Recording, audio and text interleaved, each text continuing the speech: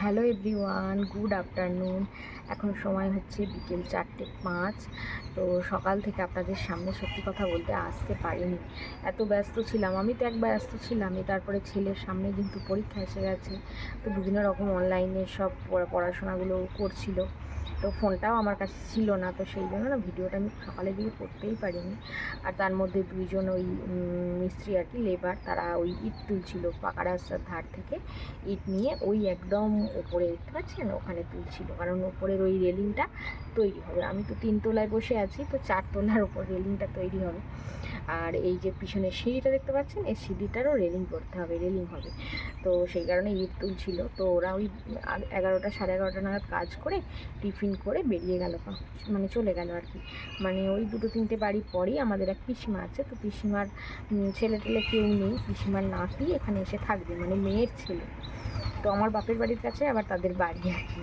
তো যাই হোক, ওরা মানে ওখানে এসে থাকবে আর কি, নাতি বিয়ে টিয়ে দেবে, সেই কথাবার্তা একরকম ফাইনাল হয়ে গেছে। তো এখানে নাতি ঘর বাড়ি করছে, তো সেই কারণে ওদের কাজ হচ্ছে আর কি, কলম ঢালাই হচ্ছে, তো ওদের বাড়ি চলে গেল কাজ করতে।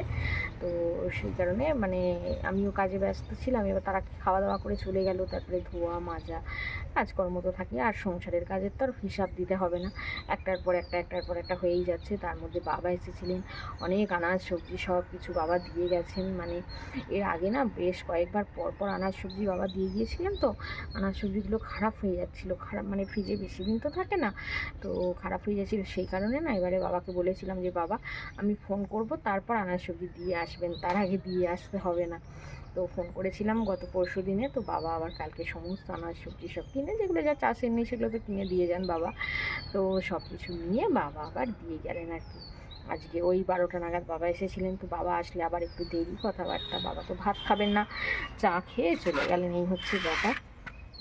তো সেই কারণে এই সমস্ত 7-5 কাজকর্ম করতে গিয়ে, আর ছেলেটার কাছেও ফোনটা ছিল, যেহেতু পরীক্ষা আসছে, অনলাইনে বিভিন্ন রকম ক্লাস বা কোশ্চেন অ্যান্সার সব স্যারেরা পাঠাচ্ছেন, সেগুলো সব করছে। তো ওর কাছেই ফোনটা ছিল, সারাদিন পড়াশোনা করছিল। তো এই সমস্ত 7-5 কারণের ভিডিও স্টার্ট করা হয়নি, তো এখন থেকে ভিডিওটা স্টার্ট করলাম, আপনারা সঙ্গে থাকুন। এবার নিচে চলে যাবো। এই তো কাপড় জামা সব মেলেছিলাম, এই যে দেখুন কাপড় জামা সব মেলেছিলাম, তো শুকাবে না, হয়তো নিয়ে গিয়ে ঘরে স্ট্যান্ডে দেবো, দোতলায় আর দেবো না, কারণ কালকে থেকে না ওই গাঁথনি কাজ করবে, যেহেতু ওই প্যারাপিট গাঁথবে, তো সেই কারণে মিস্ত্রি লাগবে। মিস্ত্রি লাগলে এখানে সিমেন্ট টিমেন্ট মাখবে আর করবে, একেবারেই সম্ভব নয় এখানে জামা কাপড় রাখা।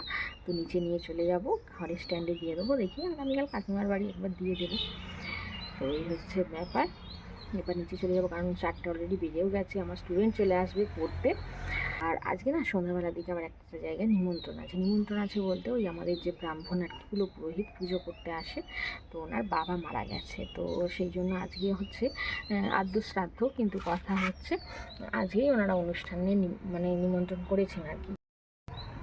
কারণ ওই আগামীকাল হচ্ছে আমাদের এখানে সিদ্ধেশ্বরী মা আছে, আমাদের গ্রামের মাঝখানে একদম সিদ্ধেশ্বরী মা। তো সিদ্ধেশ্বরী মায়ের কালকে পুজো আছে, বৃহস্পতিবার এমনিই, তার উপরে সিদ্ধেশ্বরী মায়ের পুজো।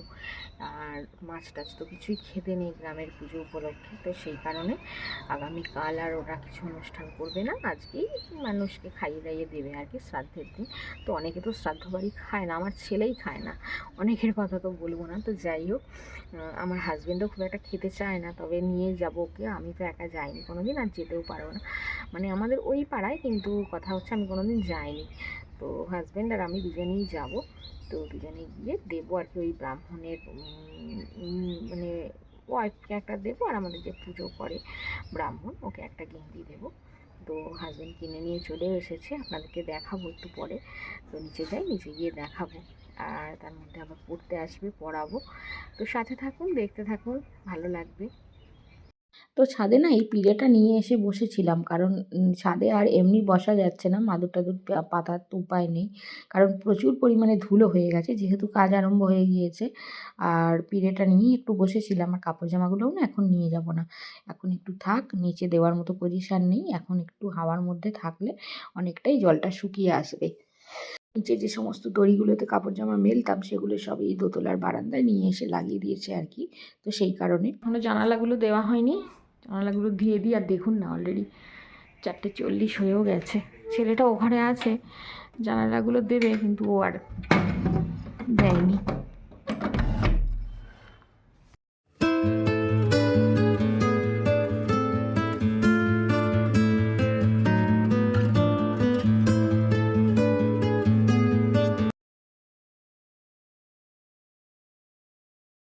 তো জানালাগুলো দেওয়া হয়ে গেল। এবার এই দেখুন না, ভাত খেয়ে না আমি একদম জল খেতেই ভুলে গেছি। তো এখন প্রচুর পরিমাণে জল পিপাসা পেয়ে গেছে। তো একটু জলটা খেয়ে নিই, তারপর আর কি বাইরের দিকে যাব। তো আপনাদেরকে দেখাই, দাঁড়ান, এই ব্রাহ্মণের জন্য আর ওই ব্রাহ্মণ বউয়ের জন্য যেটা কেনা হয়েছে এটা দেখাই। খুলছি না প্যাকেট থেকে। এই দেখুন, ব্রাহ্মণের জন্য নেওয়া হয়েছে এই যে টি শার্টটা।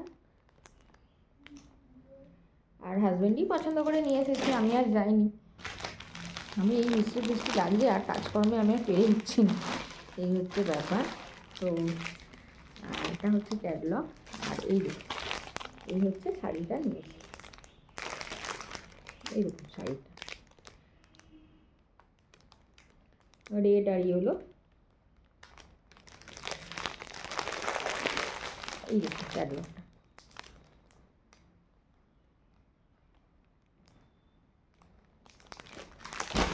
তো ওদের একটা ছেলে আছে, আমার ছেলের মতো, আমার ছেলের থেকে একটু ছোটো হবে, এবারে মাধ্যমিক পরীক্ষা দিচ্ছে। তো ওদেরকে আর ওকে আর দিলাম না, এই ওদের হাজব্যান্ড ওয়াইফকে দিচ্ছি, কারণ এখন আমার মিষ্টি টিষ্টি লাগছে, তো আমি এখন পেরে উঠবো না, এই হচ্ছে কথা। তো এই দুজনকে দিলাম আর কি। তো চলুন, আবার বাচ্চাটা পড়তে চলে আসবে। হ্যাঁ, ড্রেসিং টেবিলটা তার আগে একটু পরিষ্কার করতে হবে, এত নোংরা পড়েছে, ধুলো। মানে গতকাল আর কি ওই হাজব্যান্ড মিস্ত্রিদেরকে বলেছিল যে মানে পুরো সানসেট টানসেটগুলো, এই যে বাইরে যে বাড়ির মানে ভেতরের দিকে যে সানসেটগুলো আছে, প্রচুর পরিমাণে তো নোংরা পড়েছিল। ওই সিমেন্ট বালি মাখা যত কাঁথনির কাজ হয়েছে, তো ওগুলো সব ওই মানে লেবারগুলোকে এক্সট্রা টাকা দিয়ে আর কি কালকে সব পরিষ্কার করানো হয়েছে। প্রচুর পরিমাণে ধুলো, নোংরা, রাবিসে ভর্তি ছিল। তো যাই হোক, সেই ধুলো এত পরিমাণে উড়েছে, মানে ঘর, মানে খাট টাট সমস্ত জায়গা একবারে ভরে গেছে ধুলোতে। ড্রেসিং টেবিলটা ভাবছি একটু পরিষ্কার করবো, এত ধুলো হয়েছে। তো এখন সন্ধ্যা 7:30 বাজে, আর রেডি হয়ে নিয়েছি। এই তো একটা তাঁতের শাড়ি পরেছি, যেহেতু মানে শ্রাদ্ধানুষ্ঠানের ব্যাপার, ওখানে তো আর অন্য কোনো কিছু সাজ মানায় না। তো সেই কারণে আর কি একটা তাঁতের শাড়ি পরে নিলাম। আর হাজব্যান্ড বলছে যে একটা চাদর মানে সোয়েটার পরতে। আমি ভাবছিলাম যে একটা হালকা পাতলা ওই চাদর নিয়ে নেব। তো বলছে যে সোয়েটার পরো, বেশ ঠান্ডা আছে। তো দেখি তাহলে সোয়েটারটাই পরে নিই।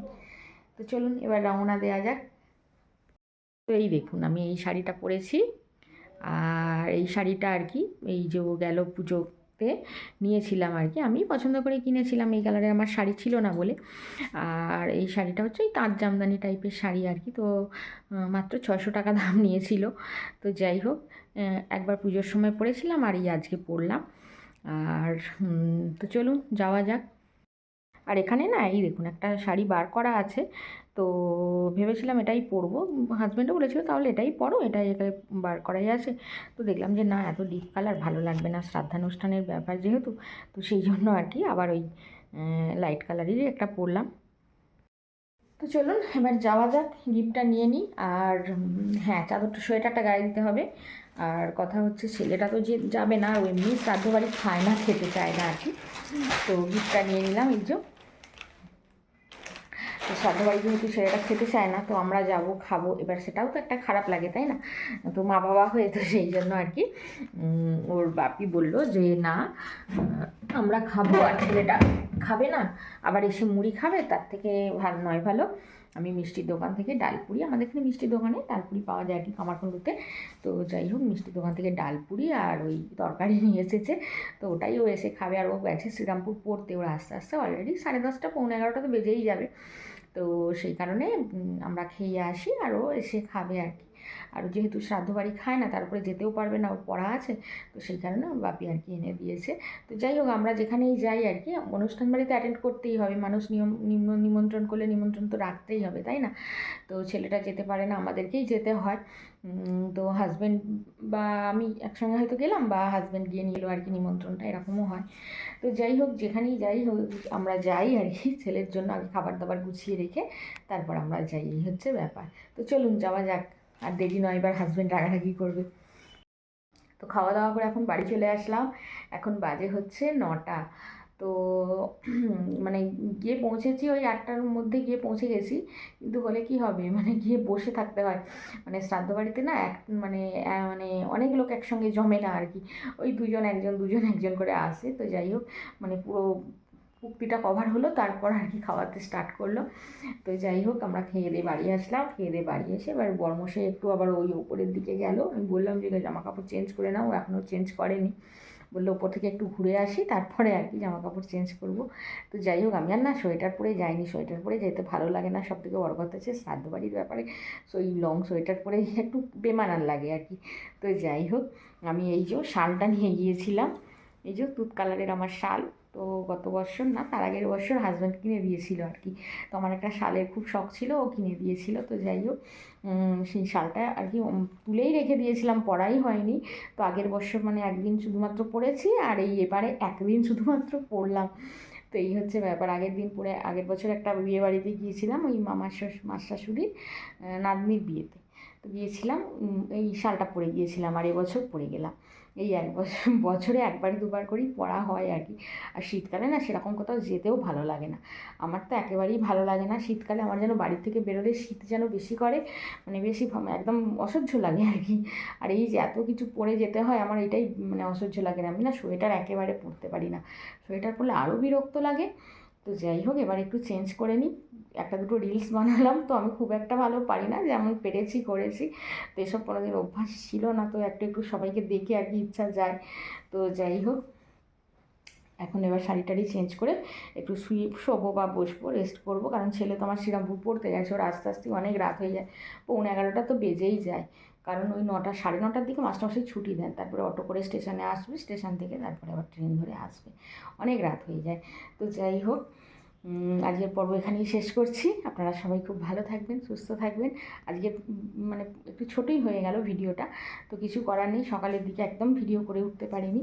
তো আপনারা সবাই খুব ভালো থাকবেন, সুস্থ থাকবেন। আজকের মতো আসছি, টাটা, গুড নাইট।